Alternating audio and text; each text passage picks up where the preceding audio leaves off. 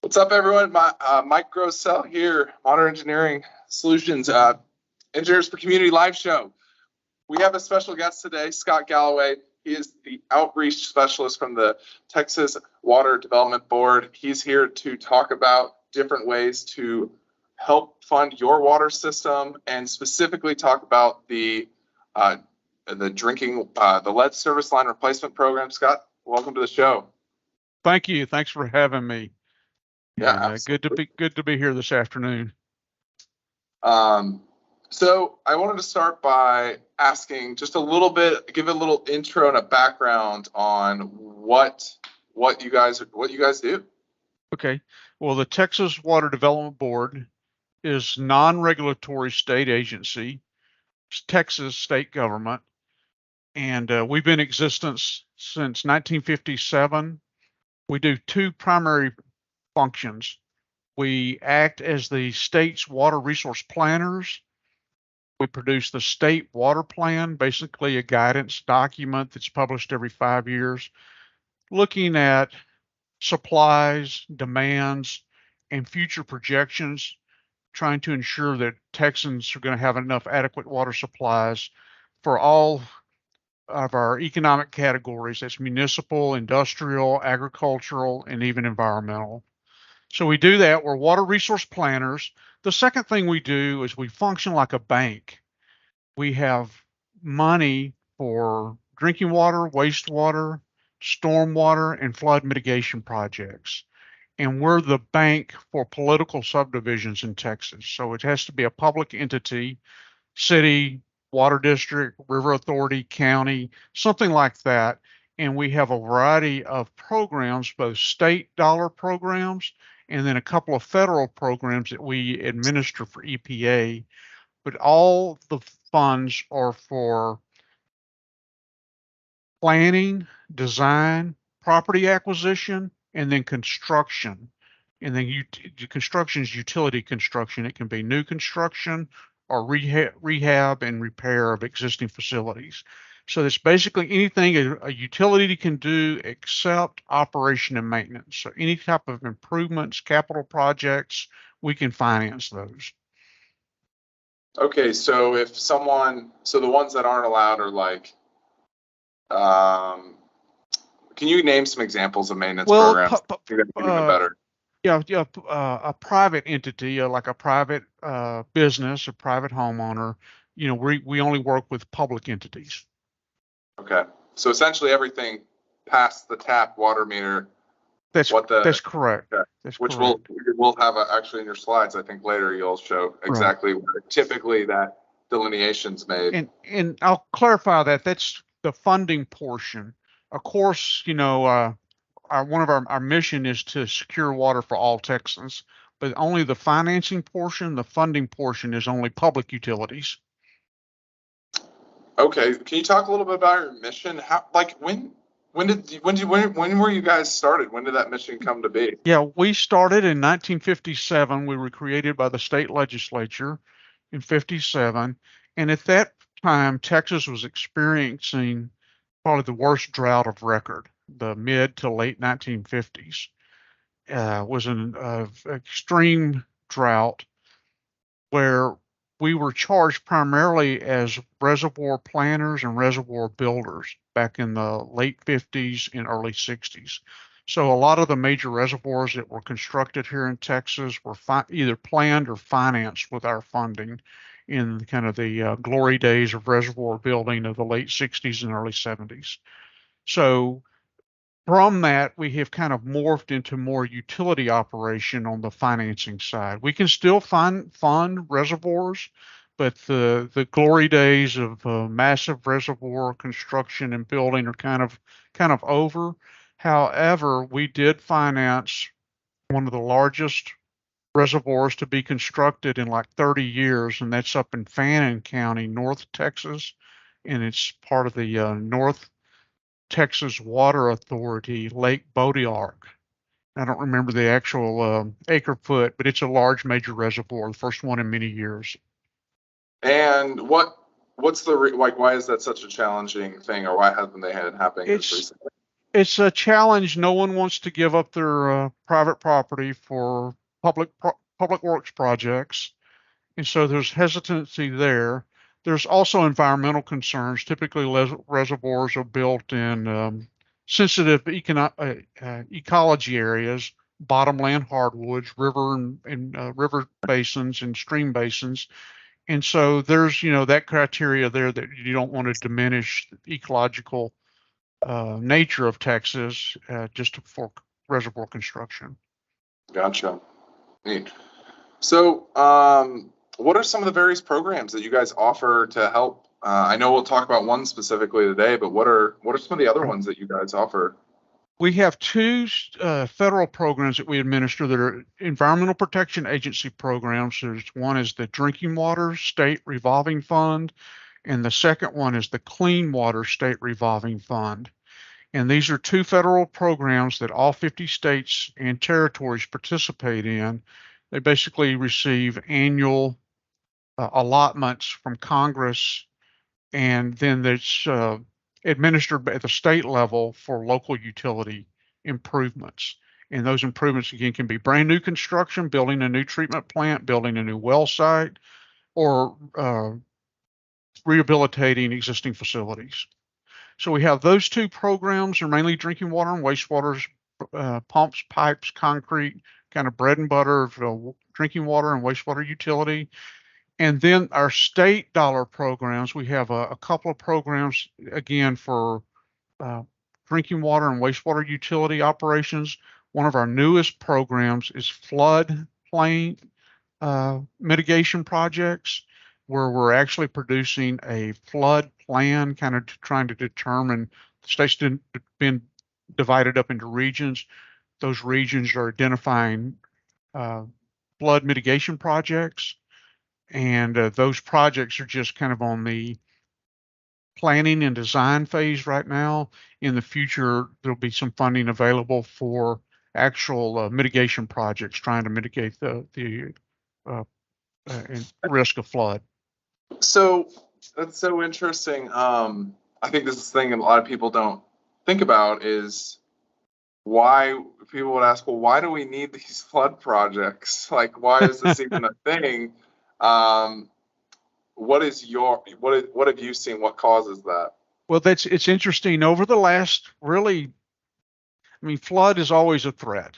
Wherever you are in the world, you can have a flood. Now, here in Texas, we've had, in the last 10 years or so, we've had some enormous flood events that kind of captured the attention of legislative leaders and water industry leaders, and then civic leaders of the local communities where some of these flood problems have occurred, especially Houston, the Gulf Coast region, basically from Beaumont all the way down to the Mexican border. The coastal areas are prone to flooding, and they have had numerous flood events over the years, hurricanes and tropical storms. But then there's also been numerous flood events in Central Texas and North Texas, and just in a variety of locations that do a tremendous amount of damage, as you can imagine, when we have a flood event.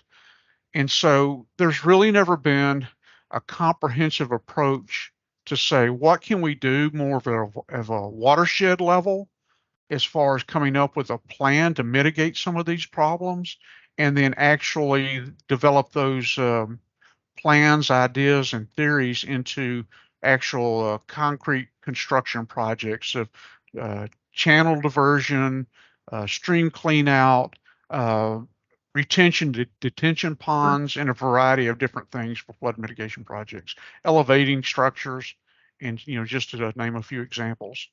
One of the things I get a lot of pushback on working with various developers is, I'm like, hey, your site plan looks great, parking lot, everything looks great, but city of insert city name, and the state law is going to make you have detention on the property. You cannot release to your neighbor at higher than the rate, and it's something that's much overlooked. My question is, why? How has this message not been received by now? I think that rule changed in like 1980.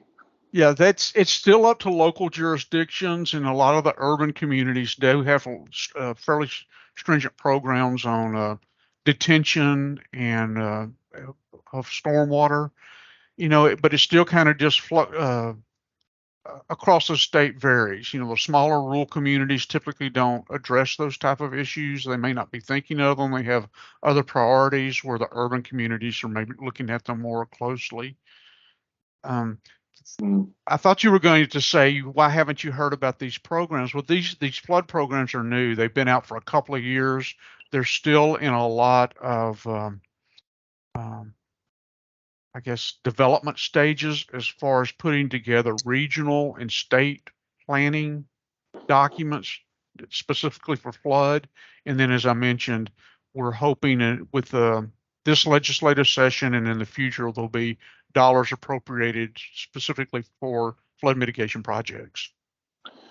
So who would qualify for these kind of projects specifically? Because would it be the city, or which bodies qualify for the flood mitigation? Yeah, typically these are low interest loans. There's some grant options available, but typically all of our programs are low interest loans to cities, counties, public entities, water supply corporations, municipal utility districts, river authorities, and so on and so forth. So typically what happens for any of the projects, drinking water, wastewater, flood, a local entity, a city, a county, a river authority will have a project in mind, a capital project in mind, and they'll come to us for the financing of that project. Like an LCRA kind of thing. Yeah, exactly. LCRA, San Jacinto River Authority in the Houston area, or any of the counties, right? Mm-hmm. Okay, neat. Well, kind of pivoting to kind of what you've been sounding the horn on, what your big push is right now. Tell me a little bit about the lead service line inventory that TCEQ's rolling out. Is it in the slides? Do you want me to switch to those? Yeah, you can. I don't know if I have. You can scroll down a couple of slides. I'm not sure where you are, but yeah, this is a brand new program for lead removal projects. And as you know, removing lead, the lead and copper revised rule that came out several years ago, but lead removal, lead projects have been talked about probably since the 1960s, removing lead out of drinking water.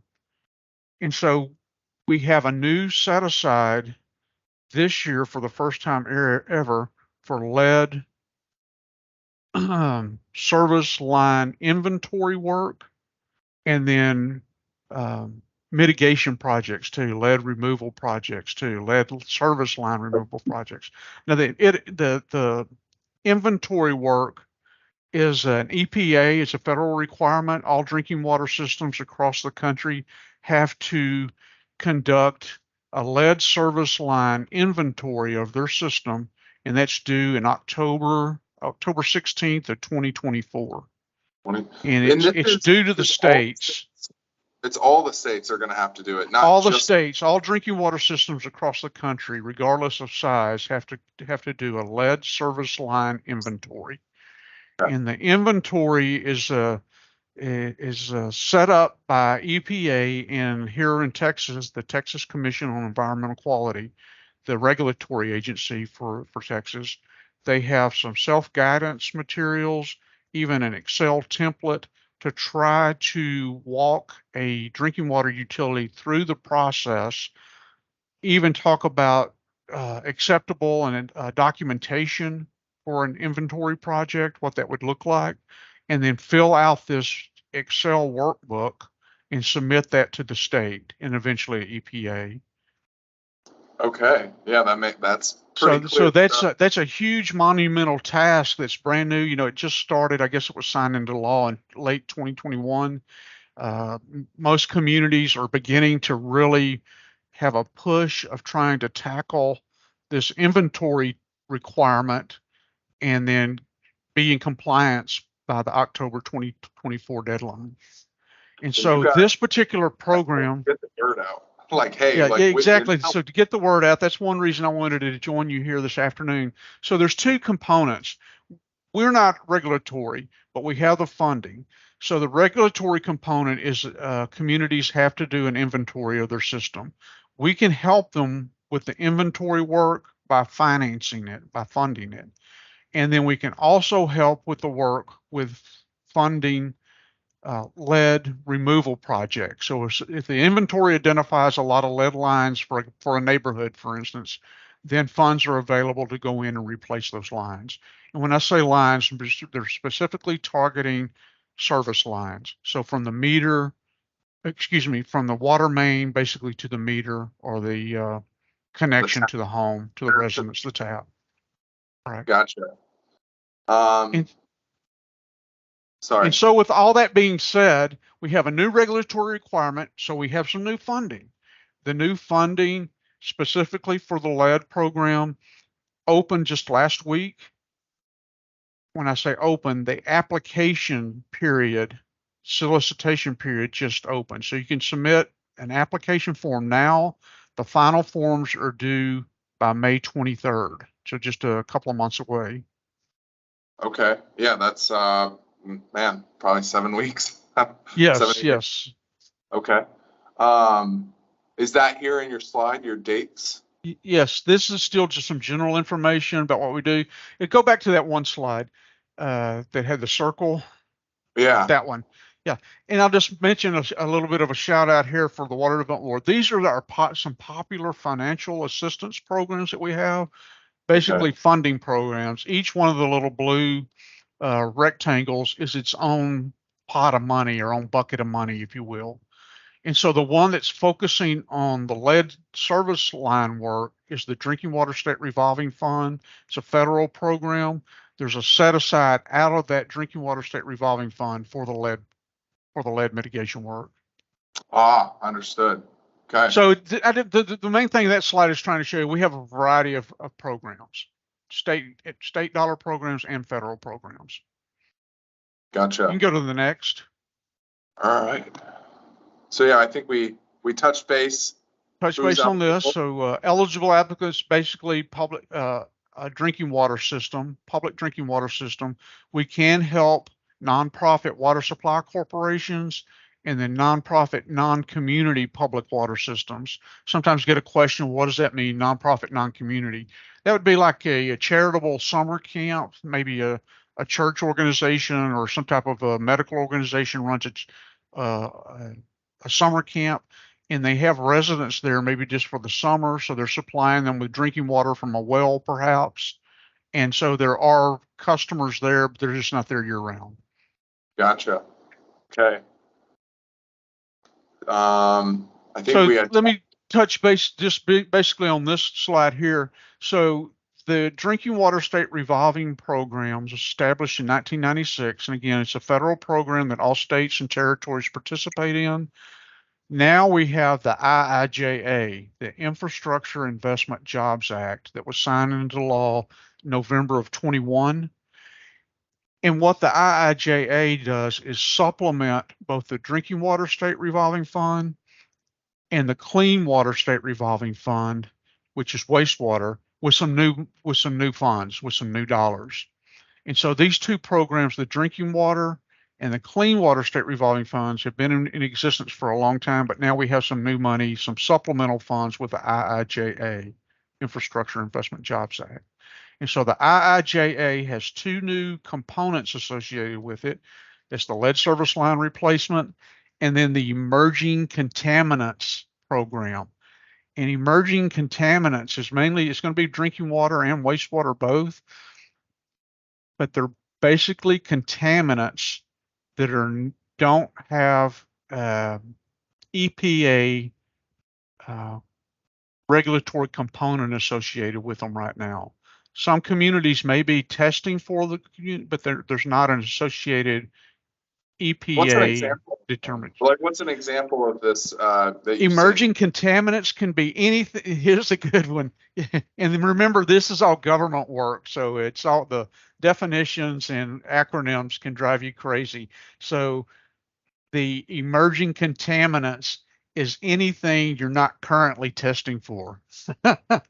So that's kind of a wiggle way of saying it's things that aren't currently being required by either the state or federal regulatory agency for testing. So is it, is it an optional, not like optional, like they're choosing to say, hey, this is important for us to get this level down? Yes, and in fact, my speculation is in the future, out of this, there'll be additional um, contaminant requirements by both either the state or federal organizations to require drinking water systems specifically to test for a variety of new um, hazardous material or contaminants, basically. A good example, there's PFOB and PFOS, and I don't remember exactly what the acronyms stand for, but basically they're chemical varieties that aren't currently being tested. A good example that I've been told is, for instance, you have a car crash, an automobile accident on the freeway. The fire department shows up and maybe there's a fire with burning vehicles. They spray foam the fire. That spray foam then runs off with a nightly rain and then washes into the watershed. Yeah. Does that chemical make its way to the drinking water plant through the source water? And if it does, should we be testing those chemicals? And Oh, so that can kind of be a new emerging contaminant, which in the past we didn't have so much. We may have more in the future. okay. No, that makes sense. I mean, because you're saying like even agricultural area, you don't like they're Correct. spraying different types of Roundup and stuff that's running off, and That's correct. That's correct.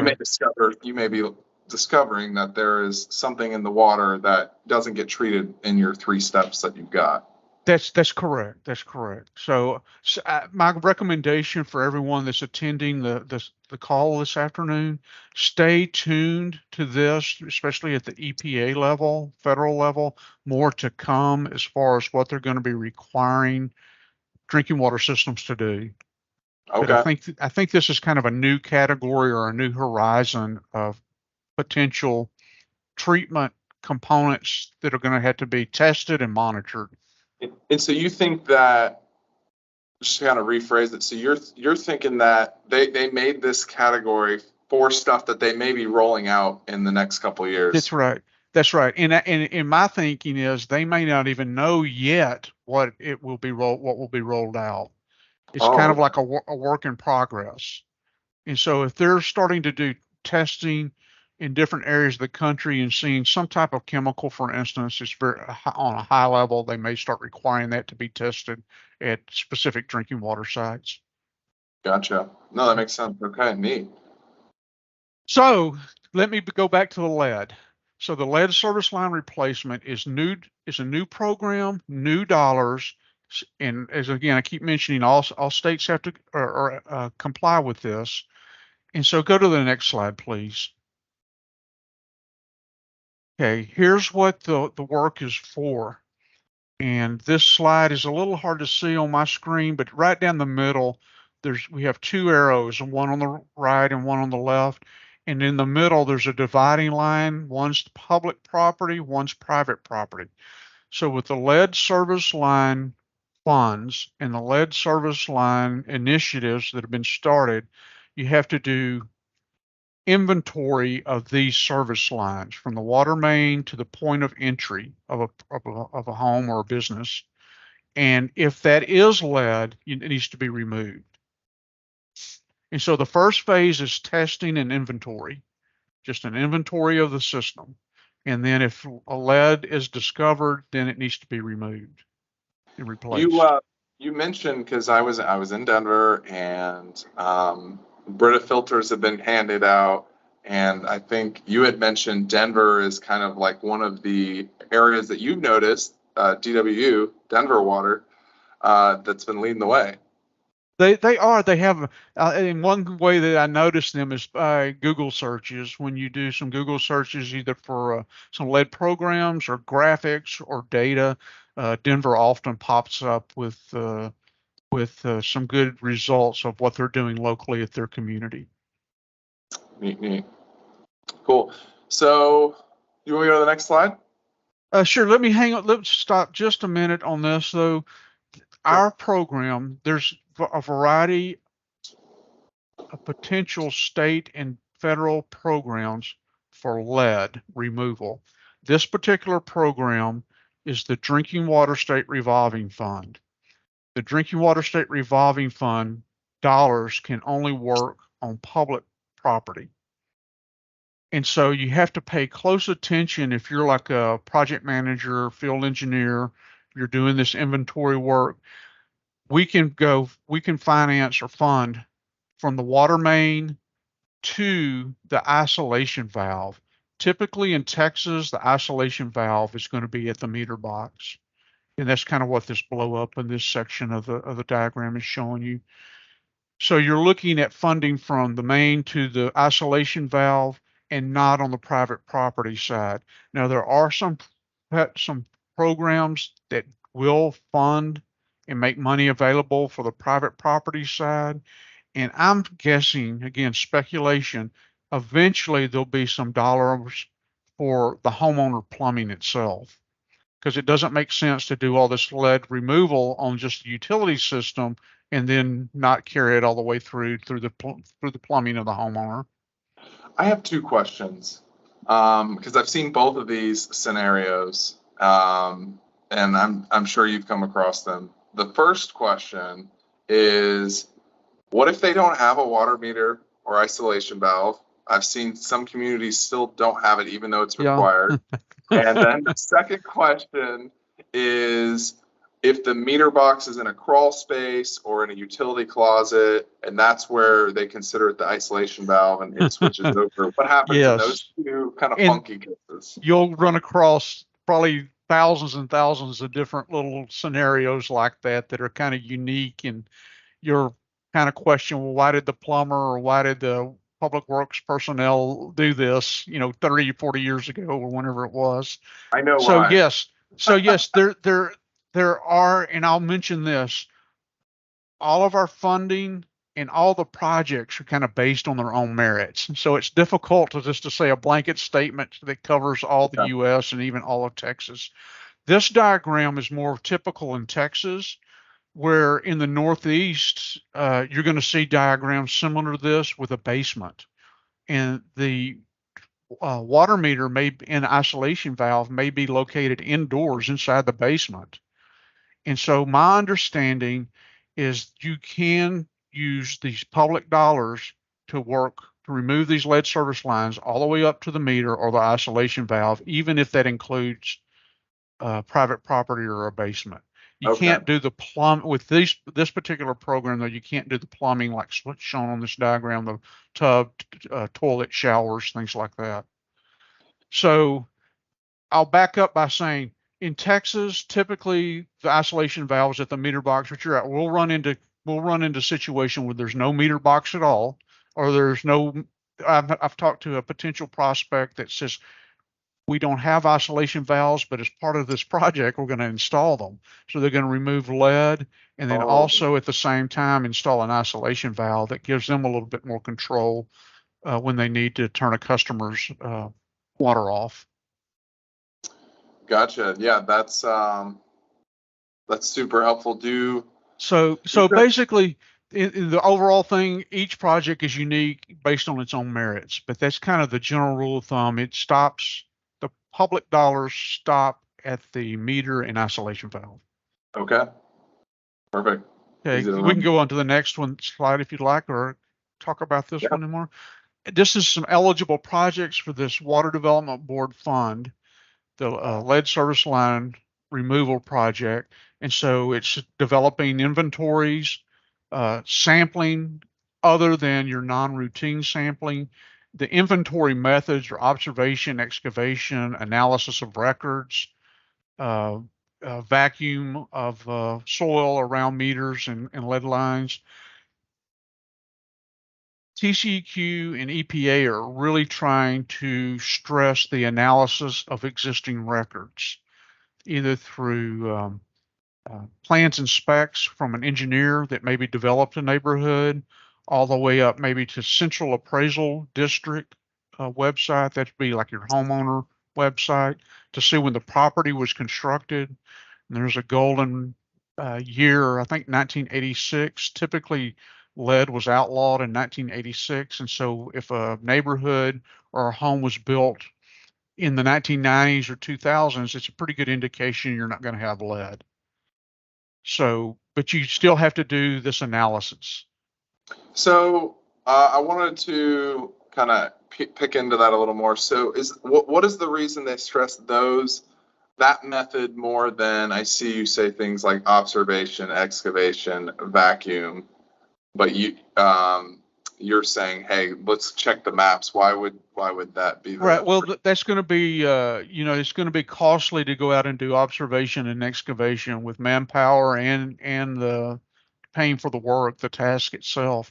So analysis, we would recommend that all utilities start there with their records, their internal records, meter records, construction records, repair records, work orders, anything that they can have access to determine if that particular site, connection site, is lead or not.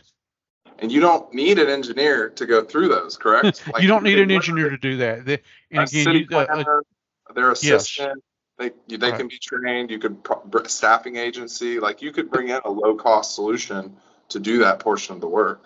That's correct. That's correct. Okay, I was just clarifying because lots of questions. And so the next bullet point though is this planning and design for infrastructure projects. The design would be the actual, like a consulting engineer doing design work to replace the lines. And so all of these are eligible expenses for this funding program. And then the complete removal of lead service lines.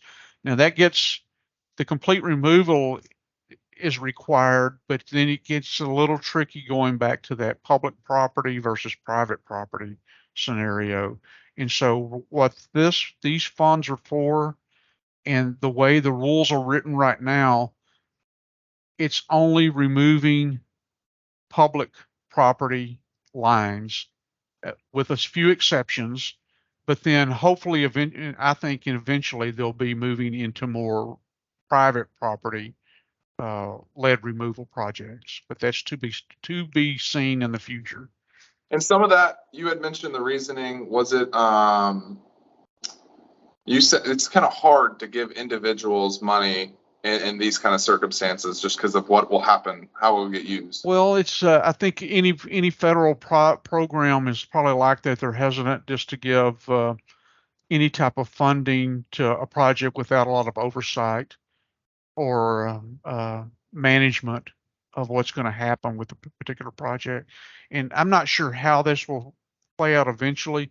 It could be the local utility has maybe a rebate program for plumbing replacement fixtures or something like that. That's what I was about to ask is when this goes out to bid, is there a way to tie in the homeowners and give them the option to, hey, there is, and I think a lot of utilities will probably take this opportunity. Denver's a good example of that. They've already been very proactive for many years in the lead removal arena. And so they may take this opportunity to say, hey, we have some public funds available now. Let's go ahead and take the extra step and maybe either on our own or in some other public-private partnership, try to have funding available for those private properties, the homeowners and businesses. Gotcha. Okay. That makes sense. Where were we? Okay. So yeah. And then site restoration, that's a big one. And then this one is also an eligible expense. This temporary picture and point of use device, that could be, you could take public funds. This is kind of an exception, what we've just been talking about. To take public funds to buy these point of use devices, basically a filter, but they can be installed on a homeowner's tap, on their kitchen sink, basically. But that's, again, just a temporary measure. They won't provide funding for bottled water out of this program. No bottle. No bottled water out of this program. Okay. Sweet. I think that covers that. Do you want me to head to the next slide? Yes, please go to the next slide. Ineligible. And then ineligible projects, oftentimes corrosion control is associated with lead testing and lead removal. But this particular fund, and again, we're talking about the Drinking Water State Revolving Fund, corrosion control studies and infrastructure for corrosion is not eligible for this particular fund. So if you've got some soils that are eating up your ductile iron pipe or stuff like that. Okay. So the next slide, please. And then reimbursement activities. I mentioned this October 2024 deadline where in Texas, drinking water systems have to submit a report to TCEQ, our regulatory agency. So many communities are already starting the inventory work. They've either been working on it for a long time or they're right in the middle of working on inventory work. These funds for this particular program, we're announcing them now. Applications due in May. It'll be December, January timeframe, December 23, January 24, will we have money in hand to do either the inventory work or the lead project removal. So you can be reimbursed for your work that you're doing today and then pay for it when you get the money in the January or December. The only thing that has to be you have to be extremely careful about, you have to follow federal procurement processes, mainly this Disadvantaged Business Enterprise Program, which spells out for public utilities good faith efforts for women, minority-owned businesses, and then some other vendor language to make sure that all consultants and vendors and suppliers have an opportunity to bid on these type of federal jobs. And so to be reimbursed, you have to follow to the letter this federal procurement process. At the end of the slides, I have some a resource link. One of them is to the Disadvantaged Business Enterprise Program. So it's a lot of guide documents, scenario language to advertise when you're advertising for a bid or soliciting for bids, those type of things to put into your bid documents so it can be eligible for reimbursement costs. Gotcha. So just to summarize quickly, you can do it now. You can keep applying through your program. You have to hit all these things to a T, and you can get reimbursed in January. Somewhere in January. Late this year. Correct. Yeah, later next year, probably. Yes. Okay. So the reason I want to point that out, two important reasons. We want people to take the money now for the lead program, but at the same time, we want them to follow all the procurement processes and procedures so that there won't be any questions when they do get to the long closing portions, that they can have that money in hand. Gotcha. Okay. Okay, go next slide then, please.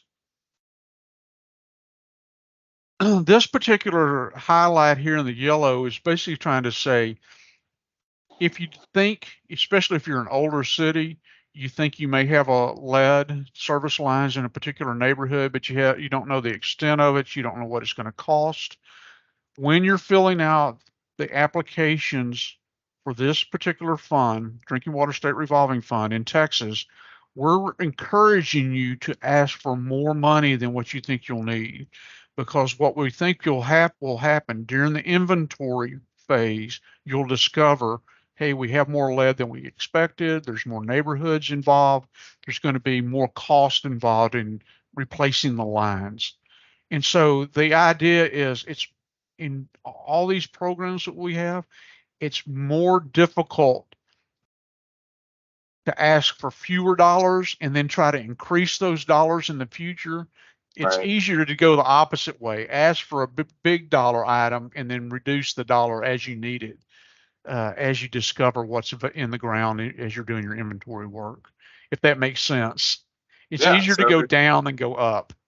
So if you're, and I think a good a case I've seen before, if you're eligible for, if you're eligible to get 2.4, but you might only end up needing 1.8, take the 2.4 and close out at 1.8, and just don't take the rest of the loan. That's correct. That's correct. And so for the funding for all of our programs, you can pay the loan off early, no penalties for that. You're not obligated. If you fill out all the paperwork and then at the very last day you say, well, I don't want to do this, you're not obligated to move forward. You've just lost a little bit of legwork or busy work, I guess, completing some of the documentation. One of the things, just kind of talking about applying, a lot of, you've seen it, I think you told me you've seen it happen both ways, but getting these water systems approved for like funding, meaning that they have enough debt to income ratio to take this loan on, or loan principal forgiveness program. It's a mixture. What kind of strategies have you seen implemented to help them kind of like get approved? Hey, that's a great question. Let me remind me of that. I think it's on the next slide. I just want to wrap up this one and then we can move on. And I want to mention to everyone on here what this slide is trying to communicate. Ask for more. You can do inventory only, or you can do construction only of lead removal. We would encourage you to do the planning, acquisition, and the design. And that can be acquisition, can be property. Probably not going to see that on this type of project, but the planning would be the inventory. The design and construction portion would be the lead line removals themselves. And so it makes more sense to us, economic sense, if you come in for both. You don't have to, but we encourage you to. Okay. Now go down one slide, and I think this will be the next one. Well, it's not really the strategy. One more, this slide, and then I think one more is more strategy. Go back to the top of the one more. Go back. Oh, am I going the wrong direction? Yes. You want me to go here? Yes, and now go forward. Forward one more time. This one. That's it. Stop here. Oh, all right. sorry. No worries. No worries. It's this. I wanted to point out this for the top dollar here, the 213,455. So it's 213 million, a little over 213 million dollars for this current fiscal year. Now, in the future fiscal years, we'll probably have some numbers similar to this because we have this new money from the IIJA. But for this fiscal year that's available today is 213,455 million. So 213 million, basically. Once these dollars are exhausted for this fiscal year, that's going to be it. There won't be an increase for this fiscal year, but there will be for 2024 and then 2025 also. Something that's kind of unique to all of our programs, they go by fiscal year typically, either state or federal fiscal year. But people may not realize this. Every year, dollar amounts may change, percentages may change, caps may change, set-asides may change. And so you can't just read this one time because next year it may be a little different. And then 2 years it's going to be greatly different from what it was 2 years ago. So I say that to say this. Each year we release this intended use plan for these projects, gives all the details of what we want to do, well, how we want to see the money distributed, how much money is allocated, and then all the timelines. So we release that intended use plan. The one for lead is on our website now that can be read and hopefully answer any of your questions. And so this particular year, we have 51% principal forgiveness and then 49% low interest loan. The loan this year may be different next year. For this year is 0% interest. So you have 51% grant basically if you qualify, and then a 0% interest loan. Wow. And then the loan itself is 2% origination fee is the cost of doing business with us. That's huge right now, especially. That's huge right now. Everywhere the interest rates are going up, and it's hard to borrow money. That's right. And so the reason they did this, our executive team and managers, they want this money out the door into inventory work so that communities can comply with that October 2024 deadline with TCEQ to submit your inventory reports. And so they kind of did this on an accelerated timeline, gave it quite a bit of money, and gave a wide variety of eligibility requirements too. So any questions on that? I know that gets a little complicated of 51%, 49%, and then 2%. In the next slide, maybe we'll show that a little better. But if you have any questions, I can try to answer those too. Well, So this is, I was going to ask a little bit more about the principal loan forgiveness, because I think it's kind of a weird phrase that a lot of people don't see a lot. Yes. I think this breaks it out better, so maybe this is the spot. Okay, maybe so, and that's what I was trying to do to show. So, for instance, these are just my numbers I came up with, round numbers to give an example. So the whole project, your inventory and your removal project, you think is going to cost $100,000. That's what the local utility may think.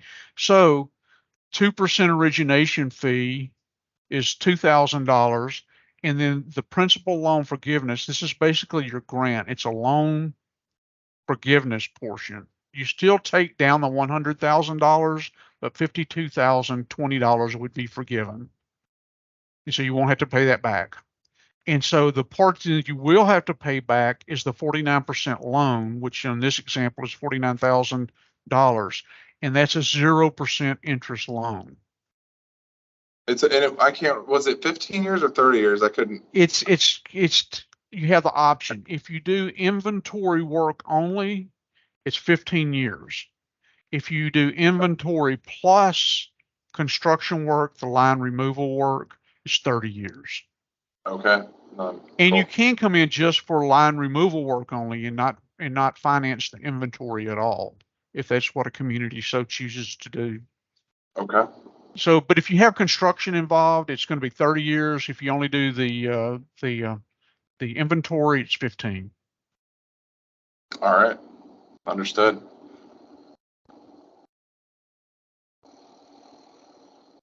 Oh yeah, you had mentioned this one to me. This is different than the normal concept. This is extremely different. I've never seen. I've been around the agency for a long time. I've never seen the AMHI so high. The AMHI is the annual median household income. This is a U.S. Census Bureau number that all states and all communities, even census tracts, have this number associated with them. And so Texas right now, our annual median household income is $67,321. So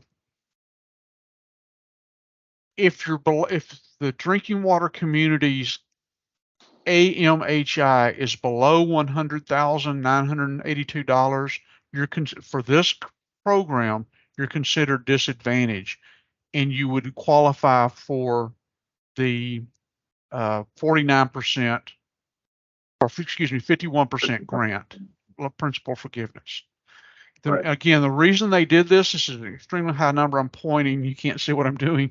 This is the $100,982, the one that's highlighted. You can look this up by going to the census website. There's a wide variety of ways to look this number up, and it will tell you your AMHI for this year, 2023, is, and it'll give you a dollar amount. If you're below $100,000, you qualify for principal forgiveness for this program. Okay, and that's gonna I've looked at some of these censuses. I think that's going to be almost every county. That's going to be almost everyone. And so the idea is to get this money out quickly, get it available in grants and low interest loans quickly to the drinking water utilities so they can start this inventory work and then the replacement work too. Gotcha. No, it's incredible. I think that's a huge advantage, this program, that is going to be really overlooked, that you can't stress it enough. Right. And so next year we'll do something similar. I don't have any idea if the numbers, the dollar amounts, or the percentage amounts will be the same, but it will be something similar to this. Okay. And now talk about the funding cycle. I mentioned all of our programs, state and federal programs, have an annual cycle. Basically, they follow fiscal year. But this particular project for the lead service line replacement program, applications are due May 23rd. I've got a link in the resources to the application. It's 6 pages long. It's basically who, what, when, and where, for your utility, how large you are, the number of connections you have, general information about the project. That 6-page form is due May 23rd. Over the summer, the Water Development Board will review and rank the applications that we receive. That's all listed in the intended use plan, how they're reviewed and ranked, and the criteria scoring. A public comment in late July, the intended use plan approved in August, and then formal applications started within 4 months after that. The formal application is a little bit more thorough, be similar to if you've purchased a home. Anytime in the last several years, there's a lot of paperwork involved in getting a home mortgage. So similar to this for the formal application. And then dollars in hand, December, January 2024 timeframe or beyond. We'll close on loans probably through the first half of 2024. Okay. Yeah. So they're going to be what kind of questions do you guys ask during that deep dive? Just for example, not to scare too many people away, but just to, inform them. I think on the next screen may show that. Perfect. Next slide. Yes. So this is the project information form. That's the initial form to get kicked off with. That's the form that's due May 23rd, 6 pages long. And this is basically the questions they ask on that. Give us a detailed description of the project, maps of the service area. This third bullet point here, if your project is greater than $100,000, you have to have a professional engineer sign and seal the project information form, and then also the formal application too. Mention that, call that attention to everyone. This is designed for the small systems. If your project is less than $100,000, you don't have to have it signed and sealed by a registered PE. So the idea is, yeah, go ahead. I was just gonna say, is that kind of geared towards saying, hey, what I was mentioning earlier, if you need to, you can, a lot of this research work and stuff, you guys can go apply for this. You don't need someone, it's a 6-page form just to know if you're gonna be eligible. Right, that's right. And so that's exactly right. This is geared to kind of the self-help that TCEQ and EPA are doing for the inventory work. This would give someone, they have a lot of guidance documents on how to do the inventory. If the cost is less than $100,000, that's something maybe an office manager or the general manager of a utility could put together himself without having to go out and hire a consultant engineer to do this. So the idea is to give them money up front, make it easy to get to, and then they can go start getting busy with the inventory work that's required. Now, of course, if it's a project, if it's a large city, Dallas, Houston, something like that, and they're going to be requesting, large dollar items, we're going to have that signed and sealed. All the paperwork will be signed and sealed. But they'll have the resources to do that themselves. All right. Yeah, that makes sense.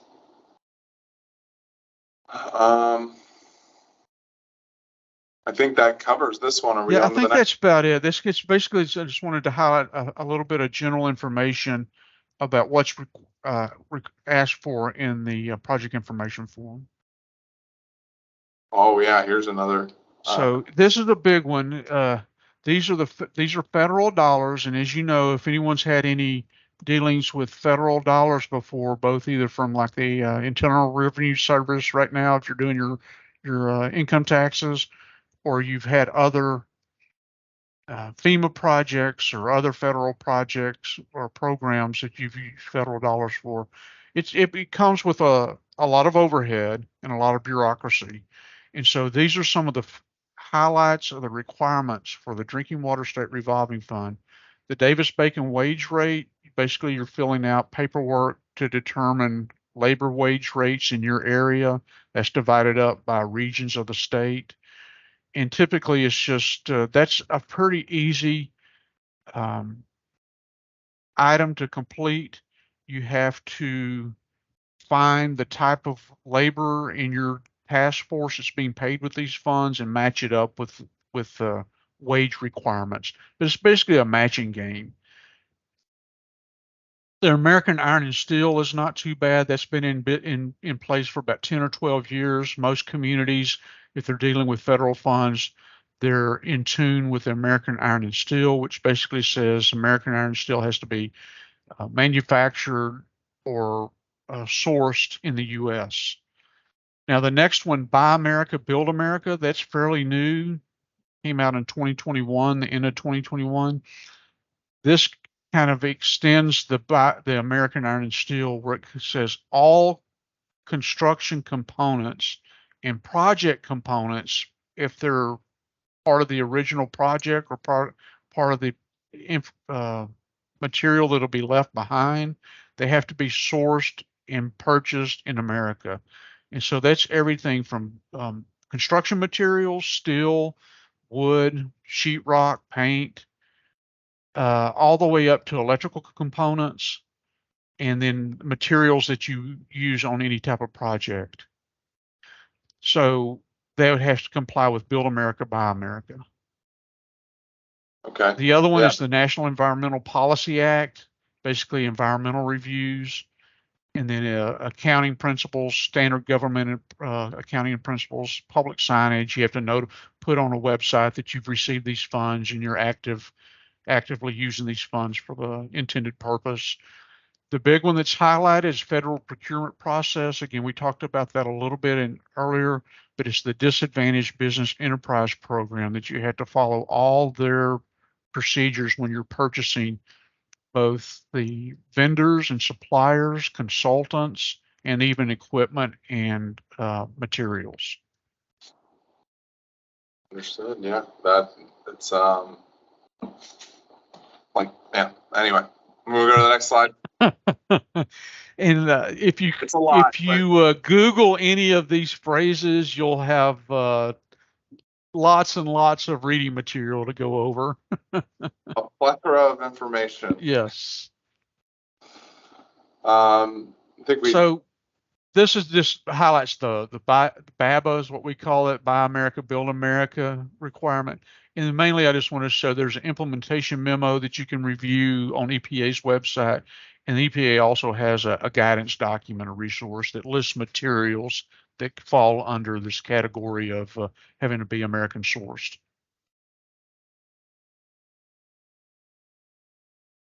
These next couple of programs are federal dollars. They're not lead. They're not specifically for lead service line replacement programs, but lead can be an eligible component for this. And this is the Water Infrastructure Finance Innovation Act. Typically, I see this on really large projects greater than $20 million. A community can finance the terms up to 35 years, and then they can finance up to 49% of a total project cost. So sometimes when you're looking at a really large treatment plan or infrastructure project of multi-millions of dollars, you often see this program captured for the dollars. Can you match this against other programs? Let's say you wanted to go work with USDA as well. Can you match it, use those as matching funds against this? For federal program versus federal program, you usually cannot. You can't take federal dollars from one program and match it with another one. Now, oftentimes it can be matched with state dollar programs or a local program. It just depends on which programs they are. So, but some of them can be done that, like for the Water Development Board, you can use federal dollars in conjunction with state dollars for a variety of reasons to get the best bang for your buck for a project, basically. All right, perfect. So the way, go back to one thing I wanted to mention at the that bottom said, it's an EPA program, but in Texas, the Water Development Board administers this program. And so basically you would be starting with a letter to Region 6 EPA Region 6 in Dallas, basically outlining what you want to use the funds for. Okay, go ahead. The next one is got a little bit more interest in it, on especially the lead, and that's the lead testing in school and child care program. It's a grant program. Again, the Water Development Board administers this for EPA. I think we'll get more interest in this program since there's so many people are talking about lead these days. The grant funding cycle typically is in the summer. So in the next couple of months, maybe by July, they'll have the 2023 grant cycle out, and it will give the details of dollar amounts available for this program. Currently, you're looking at the whole U.S., the whole country. There's I guess limited dollars for this particular program.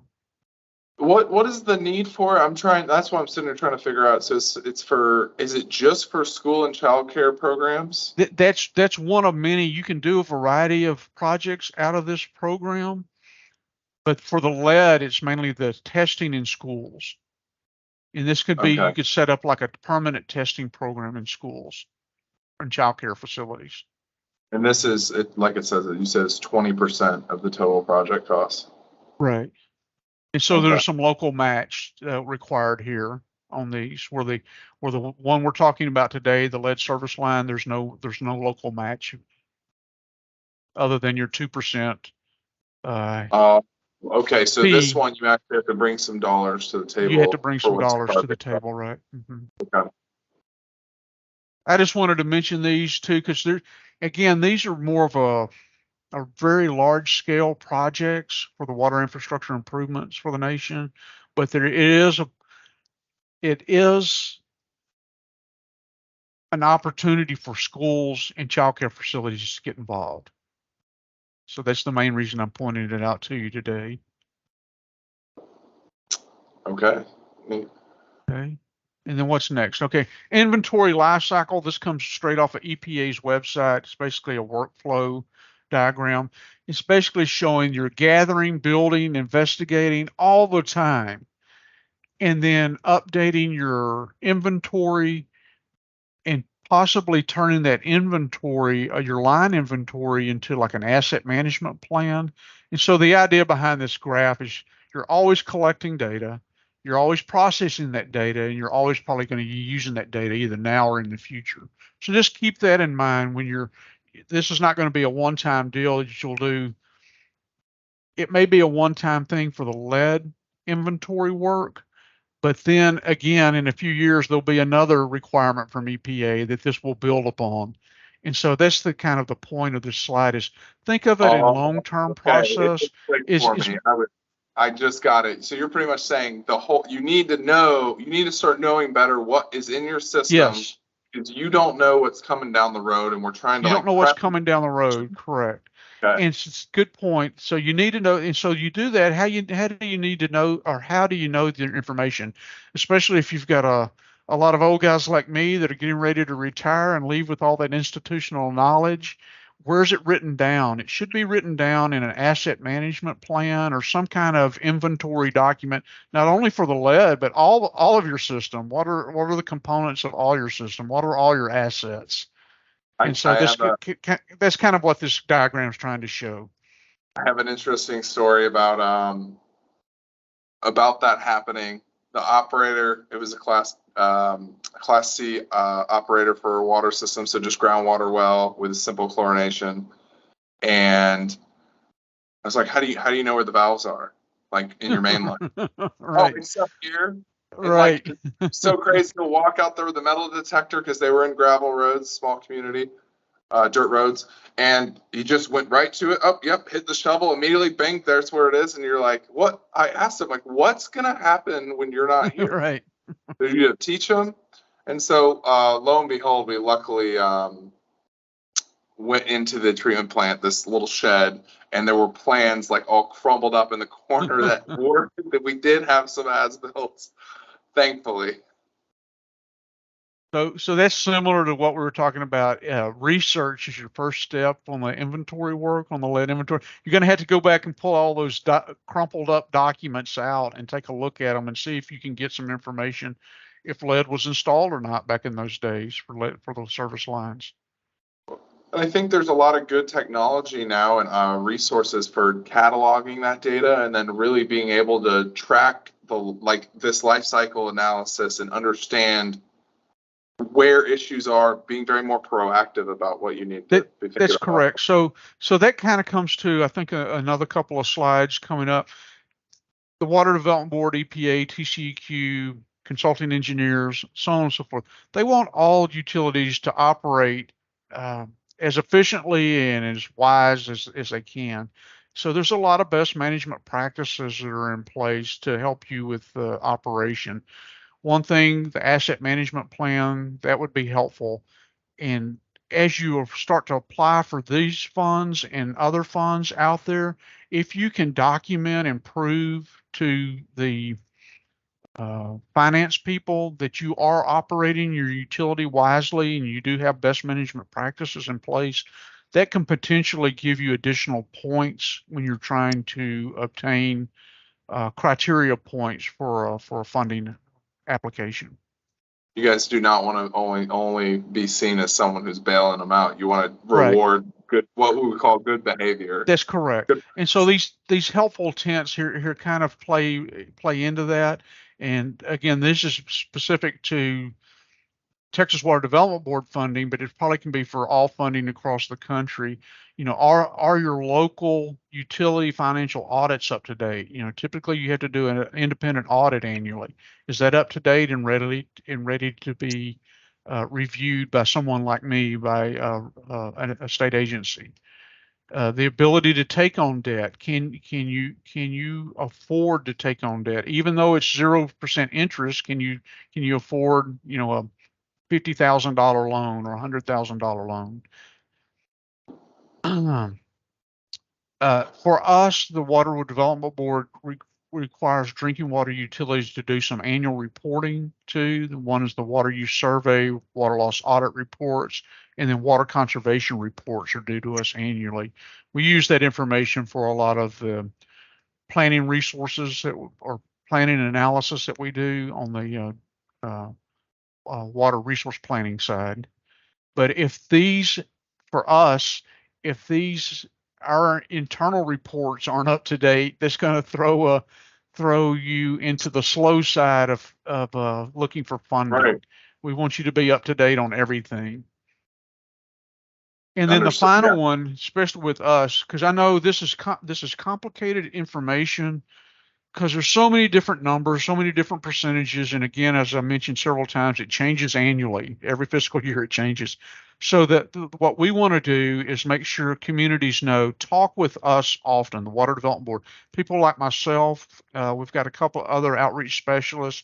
We have engineering teams that can kind of sit down with you and talk out the details of your particular project, and we're happy to do that because we understand it's a lot of convoluted documentation to go through. And if you don't have somebody to kind of explain it or tell you, oh, this is what this really means, or you probably don't want to put that on this form, but put it on that form, you know, right. it can kind of get overwhelming. And so we're offering our assistance to help communities go through the process.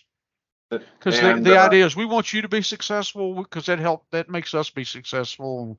We want to get the money out of Austin and into projects. I love that. Yeah, that's so helpful to know, because I think a lot of people will look and say, "Oh, this is some big organization. I can't reach out." But I mean, Scott's right. Willing to help you out. That's what we've come to learn is, you know, and it's because people don't do this all the time. We do. You know, to fill out all this information, especially on the federal side, it can get complex quickly. Well, I just switched slides here to the contacts and resources. You want to go through kind of these quickly, where people reach out to which group? The for the program we're talking about today, either myself or Keta listed below my name. We're on a big spring push right now for lead service line program and letting people and communities know about that. So you can reach out to us on that. Drinking Water State Coordinator is Heather. She can also answer a lot of questions. And then this just general program administration, you can send an email just to the general email inbox, and someone's up monitoring that. Then the graph, the map of Texas. Texas is so large, we're divided up into several different regions, and it's kind of hard to see on the small slide, but each region has a team lead, basically a managing engineer for that region that can kind of answer a lot of questions too for you. Oh yeah, I see them right here. Teams 1 through 6. Okay. And then finally, this resource links for this is mainly on the lead programs. So you have it on the Drinking Water State Revolving Fund. The form that I mentioned, the 6-page project information form, is the next one, the lead service line replacement program. And then some federal information, TCEQ forms, lead and copper rule, and even a funding guide. The EPA funding guide lists this program that I'm talking about today, the Drinking Water State Revolving Fund program, and then they also have some additional programs for a variety of activities. What was I going to ask? I was going to see if I had if anyone posted any questions, just to see. Is this the last slide? I didn't even ask. I think it is. I think it is. Yes. Okay. I'm going to end that. I was going to see if we had any questions. I know it was a lot of information. I mean, and I'll wrap up by saying this. I know we got off to a little bit of a slow start, but if you don't take anything else away, take away this. The Water Development Board is well funded. We have a lot of money right now. So if you didn't catch, if it's too much to remember and all that, just know for drinking water, wastewater, stormwater, and flood projects, we have a lot of money. And we can always beat open market rates. We're subsidized either by state or federal dollars, so we can beat the price of going to your bank. We can also usually beat the cost of issuing your own bonds. If you issue bonds on your own, like a lot of cities do for infrastructure projects, we can beat those costs also.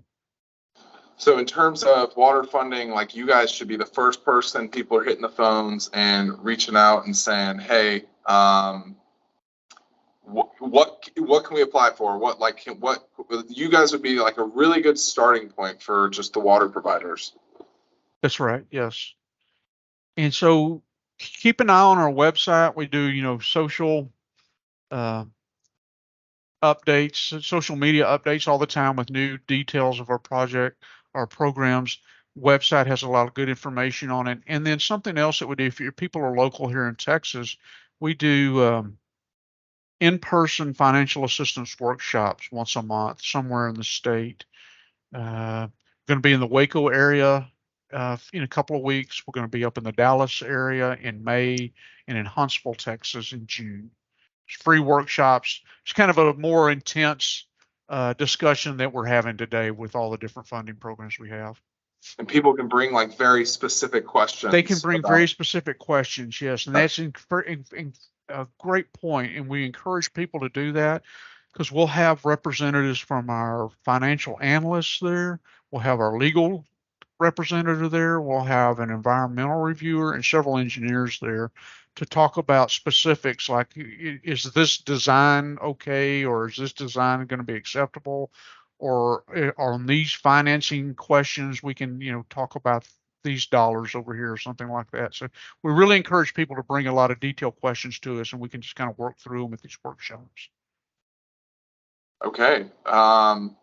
So I put a post out saying I don't have any questions right now at the time, but if someone does have a question, I think your email address or was it Kata's?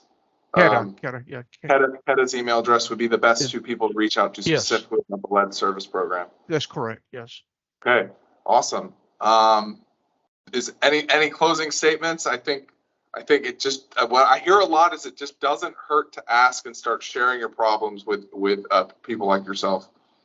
That's right. It doesn't hurt just to talk to us about any of these programs, because again, even if you go through some of the initial paperwork and documentation, you're not obligated to proceed. Ooh, okay, that's a good reminder. So you can go through the process and you can just choose to say no if Yep. you Yes. can't get the Tabor vote approved or whatever. Or sometimes you have something like a board of directors has an election and they change strategies and leadership. They may not want to move forward on a funding project. It could be a variety of reasons. The point is you're not obligated, and we can be flexible with you on how you draw the funds. You can take lump sums, you can take delayed draws, things like that, to try to make it as flexible for the community as possible. And say, when I say delayed draws, I'm thinking about more of a long-term construction project where you're doing a lot of planning and design work. You can close on just that portion of the loan, and then the big ticket items that come in a couple of years or so for the construction of a plant, you can close on that later, but you're locking in today's interest rate. So you have a locked in interest rate, yeah, and then you can draw that money over multiple year periods. Okay, awesome. Well, I feel like I learned a lot today. Holy crap. Scott, thank you so much. You're welcome. I really appreciate it. And guys, just feel free to reach out to him if you have any questions. Yep, please do. Awesome. Thank you. All right, thank you.